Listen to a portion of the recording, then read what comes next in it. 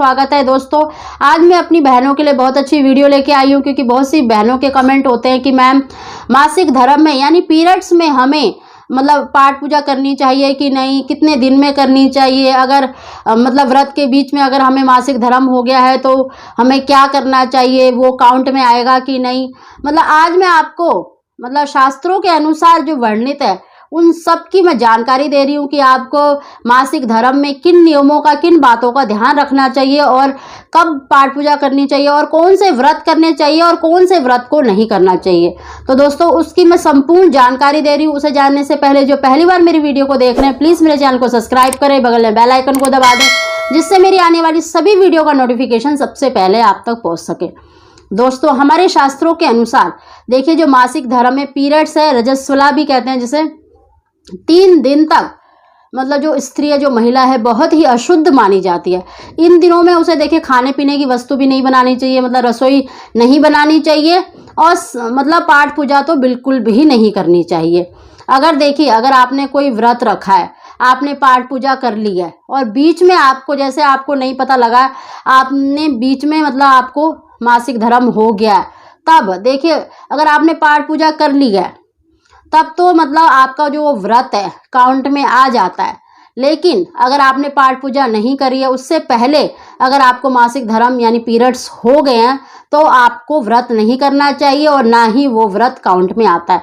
जैसे सोमवार के व्रत होते हैं, गुरुवार के व्रत होते हैं, तो इन मतलब व्रतों में आपको अगर पहले मतलब व्रत करने से पहले अगर आपको मासिक धर्म हो गया तब तो आपको व्रत नहीं करना चाहिए, ना ही वो काउंट में आता है।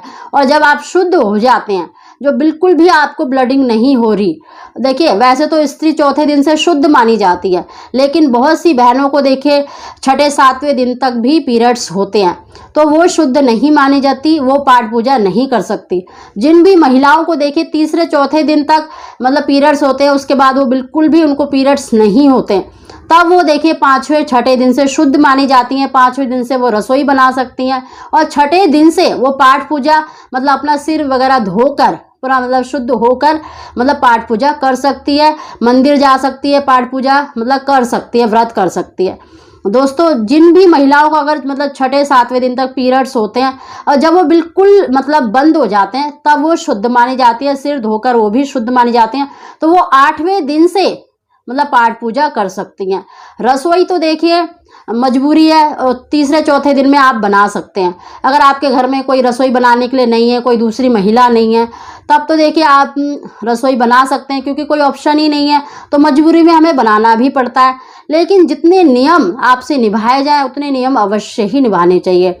दोस्तों हमारे शास्त्रों के अनुसार कुछ व्रत ऐसे हैं, 2-3 व्रत ऐसे हैं जिनको अगर सुहागन महिला है, जो शादीशुदा महिला है, तो उसको कभी भी नहीं छोड़ना चाहिए, चाहे वो मतलब मासिक धर्म हो तब भी उनको रखना ही पड़ता है।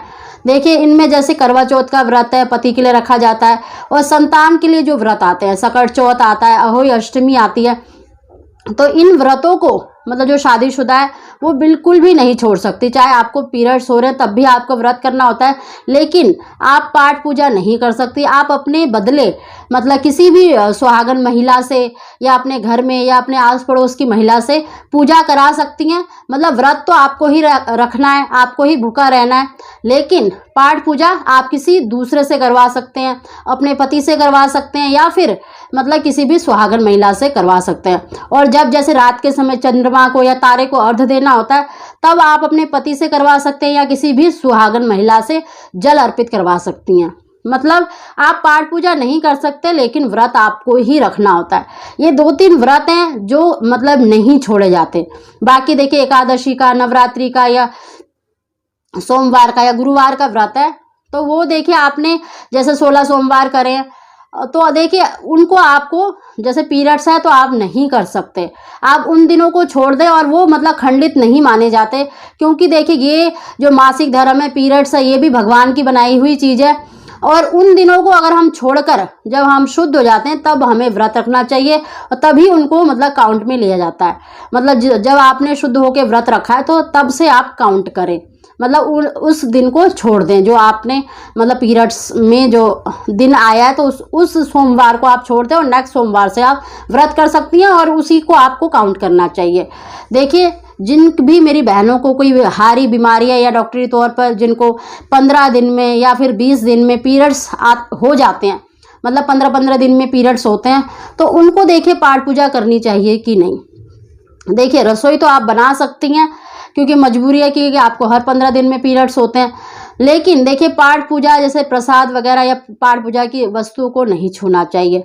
देखिए चाहे आपको मतलब डॉक्टरी तौर पे बीमारी से भी अगर आपको पीरियड्स हो रहे हैं तब भी वो अशुद्ध ही माने जाते हैं।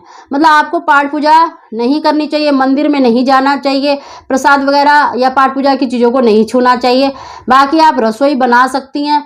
और दोस्तों मासिक धर्म में अपने पति से हमेशा मतलब 3-4 दिन अवश्य दूर रहना चाहिए। इससे हारी बीमारी का भी डर रहता है, संक्रमण के डर होते हैं, आपको भी हो सकता है या आपके हस्बैंड को भी मतलब कोई बीमारी लग सकती है।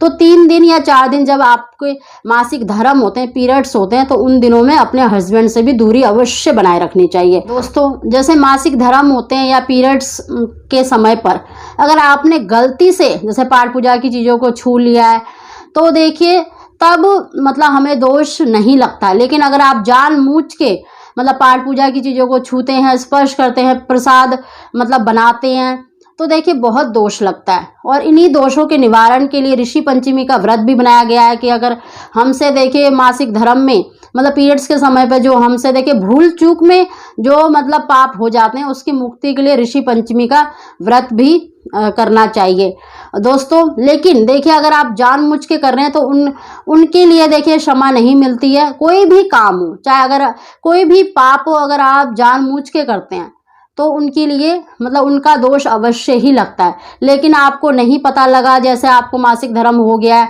या पीरियड्स आपको हो गए, आपको नहीं पता लगा, जैसे फर्स्ट डे नहीं पता लग पाता कई बारी, तो अगर उस समय पर आपने मतलब पाठ पूजा की चीज़ों को मतलब स्पर्श कर लिया या मंदिर में या व्रत कर रहे हैं, तब देखिए उनका दोष नहीं लगता है, क्योंकि ये भी एक मतलब भगवान की बनाई हुई चीज़ है।